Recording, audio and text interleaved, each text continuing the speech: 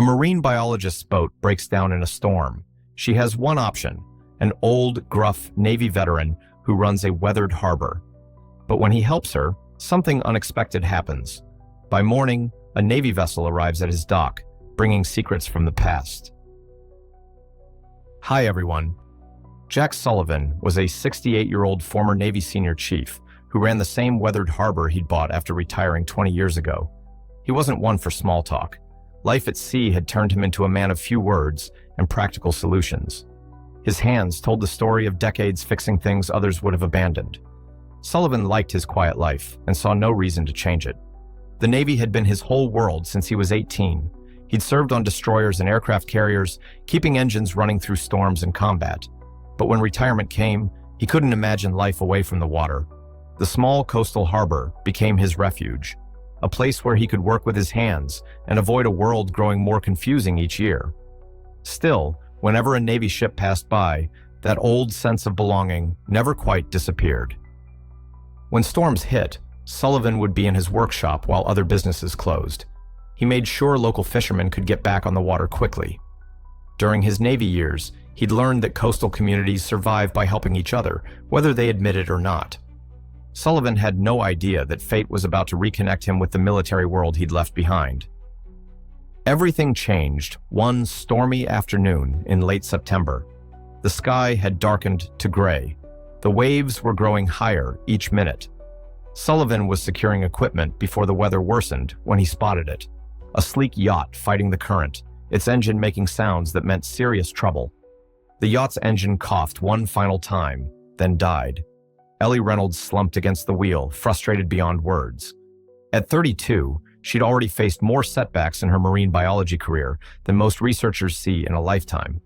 The old yacht was her lifeline, carrying her research equipment, delivering samples, everything. Now it was useless driftwood in increasingly angry seas. She should have listened to her father, a retired Coast Guard officer who had begged her to upgrade. But grant money was tight, and every dollar went to research instead of boat repairs. As panic started to set in, she remembered something.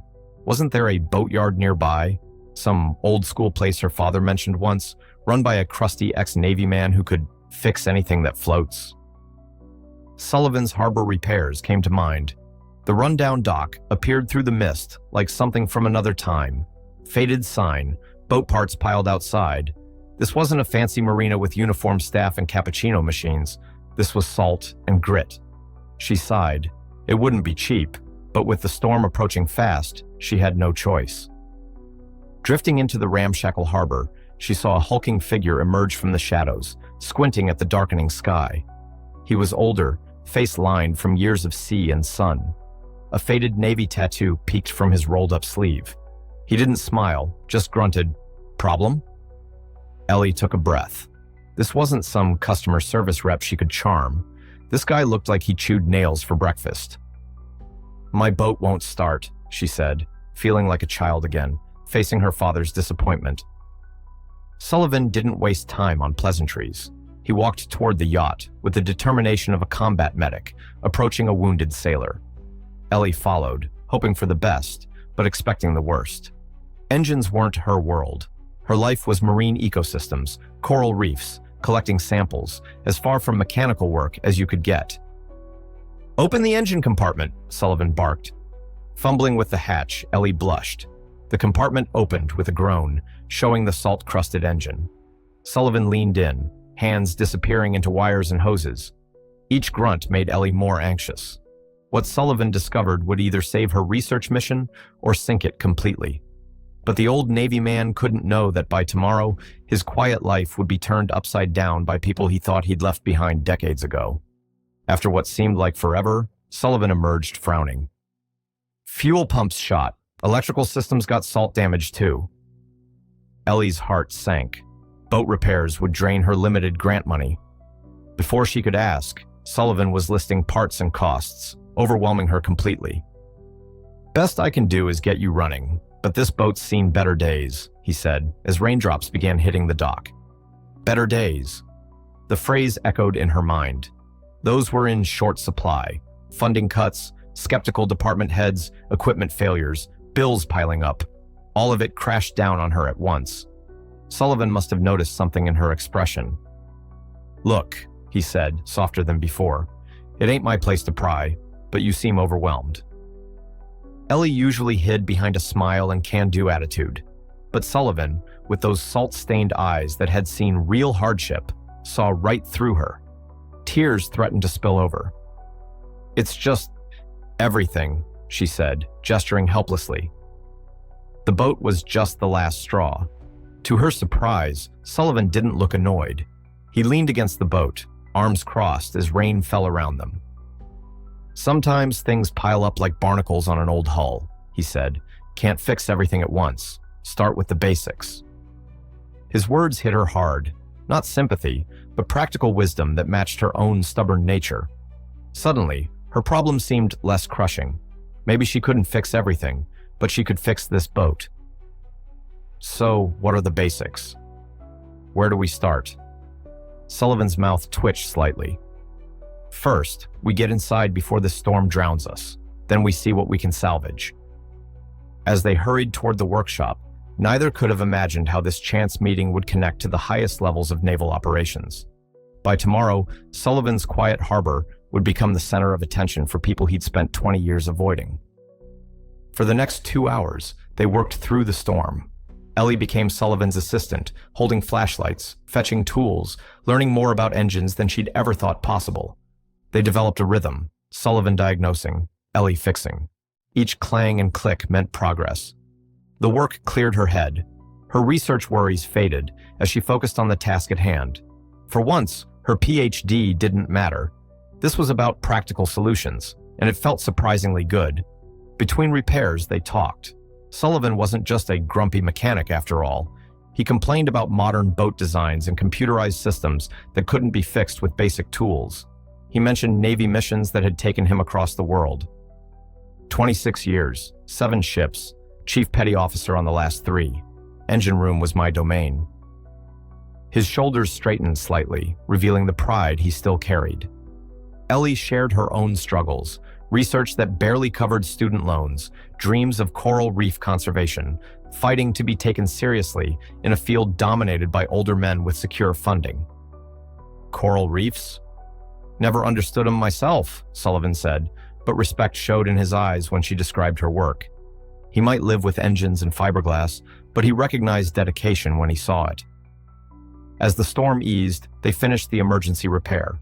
The new fuel pump brought the engine roaring back to life. Ellie couldn't help smiling. Sullivan barely acknowledged their success. Should get you where you need to go for now. The bill was surprisingly reasonable given the circumstances. As she prepared to leave, Ellie found herself reluctant to go. She'd expected a quick fix and a gruff send-off. Instead, she'd found something she didn't know she needed: honest advice and a reminder of her own strength. What about the other stuff? The electrical system and everything else? Sullivan wiped his hands on a rag. One thing at a time. Come back next week and we'll check it out. He paused. Truth is, I'm not exactly busy, and you're not bad with a wrench. For a scientist. From Sullivan, that was high praise. Ellie felt warmth spread through her chest. Next week? I can do that. Should I bring coffee? Sullivan almost smiled. Better be strong. None of that fancy Italian stuff. Ellie left feeling lighter. Her problems, grants, bills, research, were still there, but they didn't seem impossible anymore. She'd fixed more than her boat today. She'd found something strong inside herself and made a connection with the grumpiest mechanic on the coast. She might not have a big research budget, but she had a direction now. What she didn't know was that her name had already appeared in a secure military database.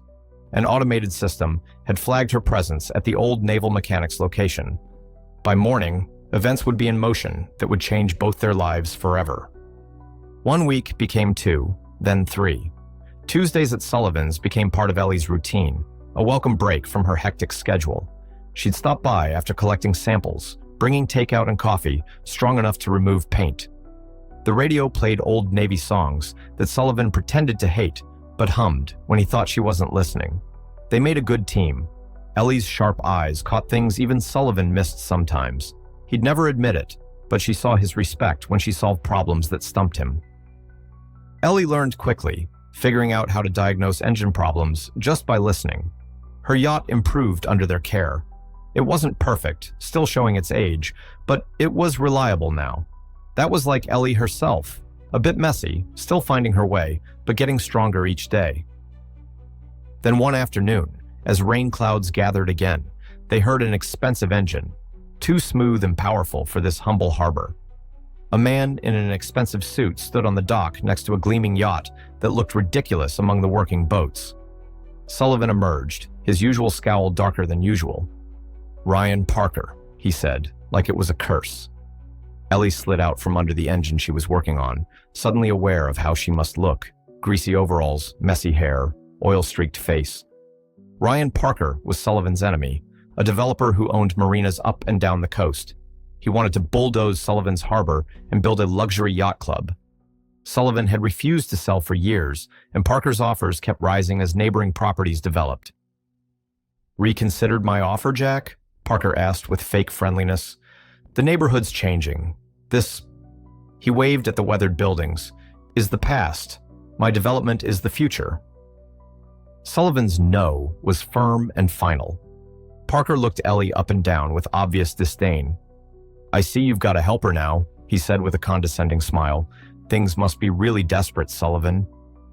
His words stung, not because they were true, but because he couldn't see what they'd built. Ellie stood straight, channeling her father's military bearing. "I'm lending a hand," she said clearly, "and I'm good with boats." Parker's fake smile vanished as Sullivan looked at Ellie with unmistakable pride. Right then, surrounded by tools and boats, Ellie knew she belonged here, regardless of what people like Parker thought.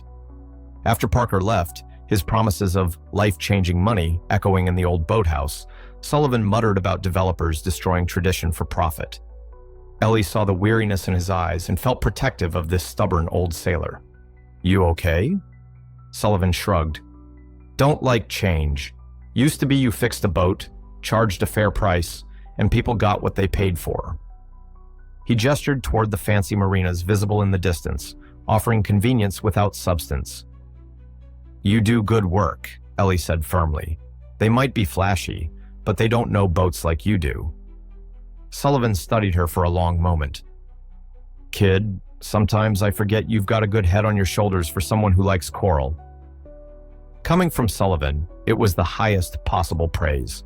Neither suspected that Parker's visit had triggered something unexpected. His company's background check on Sullivan's property had flagged classified naval records, something about to bring Sullivan's past crashing into his present. They spent the afternoon rebuilding a water pump in comfortable silence. Before leaving, Ellie made a decision that would change everything.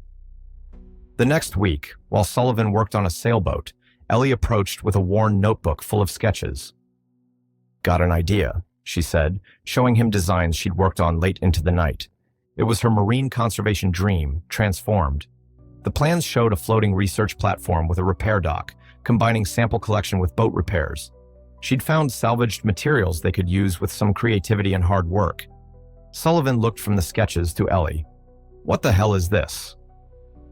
"A research station on water," she said with determination. "More than that, boaters' assistance with environmental research, oil changes, quick fixes, and marine surveys after the boat's fixed, for people who care about both practical needs and making the world better." Sullivan's face transformed with a slow grin, surprising as calm after a hurricane. "That might just be crazy enough to work." Before he could say more, a powerful engine sound interrupted them. Not Parker's yacht, but something bigger and more purposeful. They turned toward the harbor entrance. A Navy vessel was approaching, sleek, gray, official. Officers in uniform stood at attention on deck. "Sullivan," Ellie said, "are you expecting visitors?" The old mechanic went pale, his expression unreadable. No, I am not." The Navy vessel docked perfectly alongside Sullivan's weathered pier. The contrast was striking, military precision meeting decades of civilian wear. Sullivan's entire demeanor changed. Despite his age, he stood straighter, shoulders back, chin up, a military man facing authority again. "Stay here," he told Ellie, "but just stay here." He walked toward the dock with measured steps. 3 officers disembarked. The leader, a woman in her 50s with short gray hair, wore a captain's insignia. Her eyes took in everything before focusing on Sullivan. "Chief Sullivan," she called. Not Jack, not Mr. Sullivan, Chief Sullivan. "It's been a long time." Sullivan stopped. "Captain Harris, 20 years and 4 months to be exact." Captain Harris smiled slightly, still precise as ever. She gestured to the officers behind her. "You remember Commander Ramirez and Lieutenant Commander Chen?" Sullivan nodded stiffly. "Coronado Operation Briefing Team." Ellie watched, confused. Sullivan had never mentioned specific missions or people he'd served with. What was Coronado? Why were high-ranking officers tracking him down after 20 years? Captain Harris spotted Ellie in the workshop doorway. "Dr. Eleanor Reynolds, I presume? Marine biologist specializing in coral reef ecosystems under climate stress?" Sullivan's head snapped around, clearly shocked that they knew who Ellie was.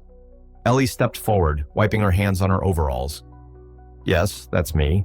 But how do you—" "We should talk inside," Captain Harris interrupted. "All of us. This isn't for open air." Inside Sullivan's office, Captain Harris placed a tablet on the desk. "We need your expertise, Chief Sullivan. Both of you." She showed them a satellite image of an underwater structure. "Those look like artificial reefs," Ellie said, "but unlike any I've ever seen." "They're not standard artificial reefs," Captain Harris confirmed. "They're remnants of Project Poseidon." Sullivan went pale. Project Poseidon was decommissioned in 2002. Everything was removed according to protocol. "That's what we thought too," Lieutenant Commander Chen said, "until Dr. Reynolds' research drone found this last month." "My drone? I was just mapping reef formations. There was nothing unusual in my data." "Your drone's secondary sensors detected an energy signature. When you uploaded the data to your university server, our monitoring system flagged it." The truth came out piece by piece. Project Poseidon was a classified network of underwater monitoring stations, tracking submarine movements along the coast. And Sullivan wasn't just a mechanic. He was one of the lead designers and maintenance specialists for the entire system. They needed both Sullivan's technical knowledge and Ellie's expertise on the ecosystem to safely decommission a forgotten underwater station before its power core could damage the environment, or before Parker's dredging operations accidentally exposed it. "So you need us to locate the station and safely decommission it," Ellie said, trying to process this unexpected turn. "Yes," Captain Harris confirmed, "immediately." Sullivan looked up from the satellite image. "I'll need complete schematics and diving equipment rated for 100 meters. "Already on our vessel," Commander Ramirez said, "with a technical team awaiting your instructions." Sullivan turned to Ellie. "This should be your choice too. This isn't boat repair anymore. This is classified naval operations. Dangerous ones." Ellie thought about her research, the reefs she'd dedicated her career to protecting, and Sullivan, who taught her more about resilience in weeks than years of academia had. "I'm in. When do we start?" What happened over the next 2 weeks became local legend, though few knew the full story. The official version mentioned only environmental research and mapping. The reality, midnight dives, unstable technology, and Sullivan's ability to remember complex systems he'd designed decades earlier, remained classified. But some things couldn't be hidden. Sullivan's renewed connection with the Navy, Ellie's revolutionary coral preservation techniques, and the transformation of Sullivan's harbor. When they returned, Sullivan found new floating docks replacing his dilapidated pier. His workshop had been upgraded, same appearance outside, modern equipment inside. And in the corner of the harbor sat a research vessel with Reynolds Sullivan Marine Conservation painted on its hull. "Captain Harris pulled some strings," Commander Ramirez explained, "compensation for continued consultation services." Sullivan touched the new dock. "I didn't ask for this." "No," Ellie said, standing beside him, "but we earned it." In the months that followed, Sullivan's harbor became something neither could have imagined when Ellie's broken yacht first drifted in. Part boat repair shop, part research station, it served both practical needs and scientific research. Sullivan still complained about new technology, but now while using state-of-the-art equipment. Ellie still talked about coral, but now while helping fishermen install sustainable gear. When Ryan Parker returned with government officials he thought would force Sullivan to sell, he found not just a stubborn mechanic, but a Navy-backed research facility with protected status. "Times are changing, Parker," Sullivan said with the hint of a smile, "just not how you planned." The floating research platform Ellie sketched became reality, expanded with Navy engineering but true to her vision. One evening, Captain Harris visited unofficially. She found Sullivan and Ellie arguing companionably over an underwater camera design. "Quite the operation you've built," Harris observed. "Not what I expected for retirement," Sullivan admitted. "It's better," Ellie added. "We're doing more good together than either of us could alone." Captain Harris nodded. "Sometimes the best missions are the ones you don't plan." She raised her coffee cup. "Two unexpected partnerships." 6 months later, a young marine biology student stepped off the bus at the small coastal town. She'd heard about the Reynolds-Sullivan Marine Conservation Center and had come to apply for an internship. Making her way down to the harbor, she was surprised to find not the sleek research facility she expected, but something that looked more like an old-fashioned boatyard with modern equipment tucked into every corner. An older man with weathered features was arguing with a woman in a wetsuit about the best way to modify a research vessel's engine for more efficient operation. "Excuse me," the student said hesitantly. "I'm looking for Dr. Reynolds?" The woman turned, her face lighting up. "That's me. You must be the new intern." "Yes, You're late," the older man growled. "Boat's waiting." "You any good with a wrench?" I'm studying marine biology," the student stammered. The woman, Dr. Reynolds, laughed. "Don't mind Sullivan. That's his way of saying welcome. And don't worry, I couldn't tell a socket wrench from a screwdriver when I first came here either." "But you'll learn," Sullivan said, not unkindly. "Can't study what's in the ocean if you can't get to it. Boat engine dies. All your fancy degrees won't help you." As the intern followed them toward a research vessel, she noticed something unusual. Local fishermen waved respectfully to Sullivan. Navy personnel in civilian clothes nodded to him as they passed. And the equipment, some of it looked military grade, definitely not standard for a small marine research station. "What exactly is this place?" she asked Dr. Reynolds quietly. Ellie smiled. "It's what happens when an old Navy mechanic and a marine biologist decide the ocean needs both of them. You'll see." Sullivan's Harbor wasn't in any textbook or official research directory, but among naval engineers and marine biologists alike, it had become famous as the place where practical knowledge and scientific theory worked side by side, each making the other stronger. For a grumpy old Navy mechanic and a determined young marine biologist, the journey had only just begun. But this time, neither one was navigating alone, and that made all the difference. Love this story? Hit that like button and subscribe to the channel for more. Don't forget to check out the video currently on your screen. You won't want to miss it. See you in the next one.